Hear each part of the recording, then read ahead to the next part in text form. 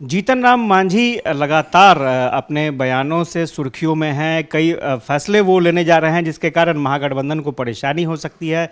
हमारे साथ बीजेपी के वरिष्ठ नेता हैं, पूर्व मंत्री हैं जीवेश कुमार जी, उनसे जान लेते हैं। जीतन राम मांझी लगता है नाराज हैं। मालूम नहीं मुझे क्यों नाराज हैं। जीतन राम मांझी क्यों नाराज है ये तो वो बताएंगे, हम कैसे बता पाएंगे। लेकिन एक बात तो तय है कि नीतीश कुमार जी से अच्छा व्यवस्था, अच्छे मुख्यमंत्री जीतन राम मांझी थे और उन्होंने 9 महीने जो सरकार चलाई उसमें आम आवाम को संतोष था। लोकतंत्र में संतोष सबसे बड़ा पैरामीटर होता है और 9 महीने की जीतन राम मांझी की जो सरकार थी उसमें छात्र संतुष्ट थे, शिक्षक संतुष्ट थे, पत्रकार संतुष्ट थे।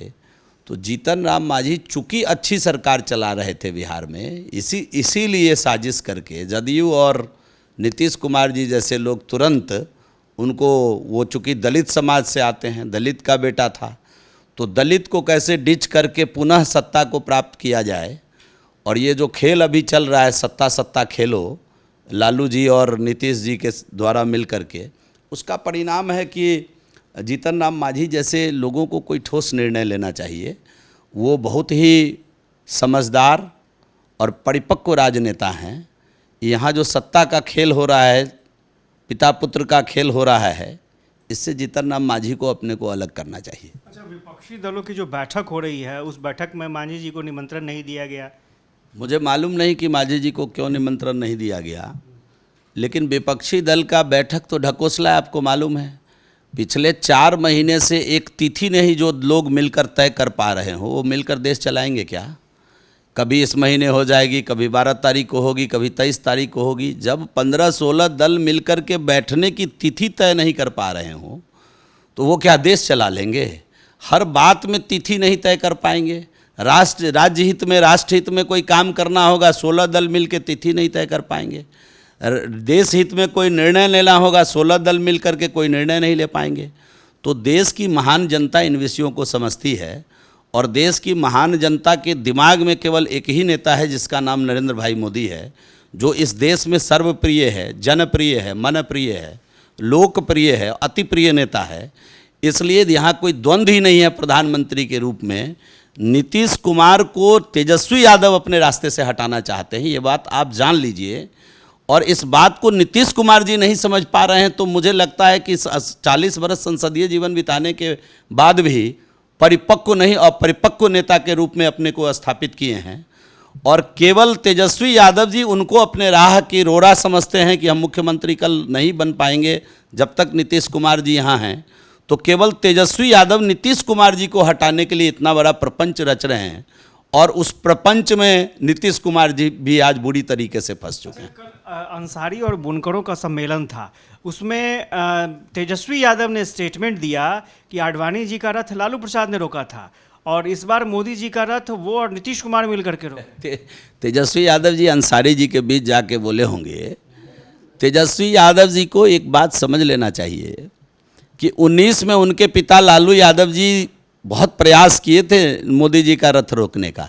याद करें थोड़ा, वो ये अलग बात है, उनकी शिक्षा दीक्षा 9वीं तक की है, लेकिन परिपक्व राजनेता बनने का प्रयास तो कर रहे हैं। वो मजे हुए पिता के पुत्र हैं। मैं मानता हूं कि लालू जी राजनीति में एक अच्छे किरदार उन्होंने इस देश के अंदर निभाया है, समय समय पर अपना एक मजबूती के साथ व्यवस्था को चलाने का प्रयास किया है। ये अलग बात है कि बहुत जल्द उगता करके चारे घोटाले में जेल चले गए और एक अच्छा नेता जो बिहार को मिलता नहीं मिल पाया। और बाद में पत्नी के माध्यम से भी 15 साल सरकार तो उन्होंने यहाँ पूरा किया। तो तेजस्वी यादव जी परिपक्व पिता के पुत्र हैं और लालू यादव स्वयं 19 में मोदी जी की रथ को रोकने का पूरा प्रयास कर लिए थे। आपको मालूम होगा, नहीं मालूम होगा तो ज़रा समझ लीजिए 19 की पहले की स्थिति। और अभी तो नीतीश कुमार और लालू यादव जी मिलकर के, तेजस्वी यादव जी मिलकर के 16 दल पर पहुँचे हैं। पिछली बार 23 दल मिलकर के एक महारैली किया था। तो जब 23 दल मिलकर महारैली किया मोदी जी को रोकने के लिए, तो हमारी सीट 283 से बढ़कर 303 हो गई। और तेजस्वी यादव ऐसे पार्टी के नेता हैं जिनके लोकसभा में 0 सांसद हैं। तो अब 0 सांसद वाले भी चले हैं 303 वाले का रथ रोकने, तो ये तो सूरज पर थूकने के समान है। बिहार, भारत की महान जनता देख रही है, बिहार की महान जनता देख रही है। और जब जब नीतीश कुमार जी चाहे लालू यादव जी नरेंद्र मोदी का रथ रोकने का कोशिश किए हैं, तो आपको मालूम होगा कि नीतीश कुमार जी 14 में नरेंद्र मोदी जी का रथ रोकने का प्रयास किए थे। तो जिस पार्टी का मुख्यमंत्री था बिहार में, वो 2 दल पर जीत पाए थे, 2 पर जमानत बची थी, और 36 सीट पर जिसका मुख्यमंत्री हो उसकी जमानत लुट गई थी। उन्होंने रिजाइन कर दिया था कि साहब हम मोरल रिस्पॉन्सिबिलिटी लेके रिजाइन करते हैं। लेकिन क्या करिएगा, इस देश में कुछ नेता हैं जो अक्सर थूक कर चाटा करते हैं। मैं उन विषयों में जाना नहीं चाहता हूं, लेकिन एक बात बड़ी जिम्मेदारी और गंभीरता से कहना चाहता हूं कि लालू यादव जी ने भी 19 में मोदी जी का रथ रोकने का प्रयास किया और बिहार की महान जनता उनको 0 पर क्लीन बोल्ड कर दिया।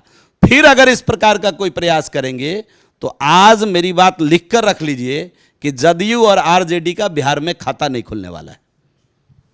तो जीवेश कुमार थे और ये बता रहे थे कि किस तरह से अगर नरेंद्र मोदी का रथ रोकने की कोशिश की जाएगी तो क्या परिस्थितियां होंगी। हाँ, इतना ज़रूर है कि जीतन राम मांझी को लेकर बिहार की सियासत काफ़ी गर्म है। देखना दिलचस्प होगा जीतन राम मांझी का फैसला क्या होता है। हालांकि बीजेपी जीतन राम मांझी से बड़े फैसले का इंतजार कर रही है।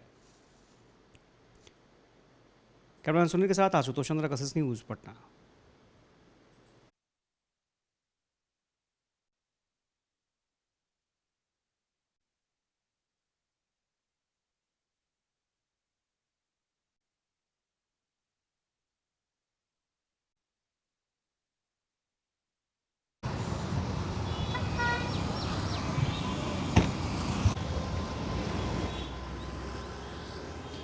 जीतन राम मांझी सुविधा के अनुसार पाला बदलते रहे हैं, कभी आरजेडी के साथ तो कभी नीतीश कुमार के साथ। उनके बयान भी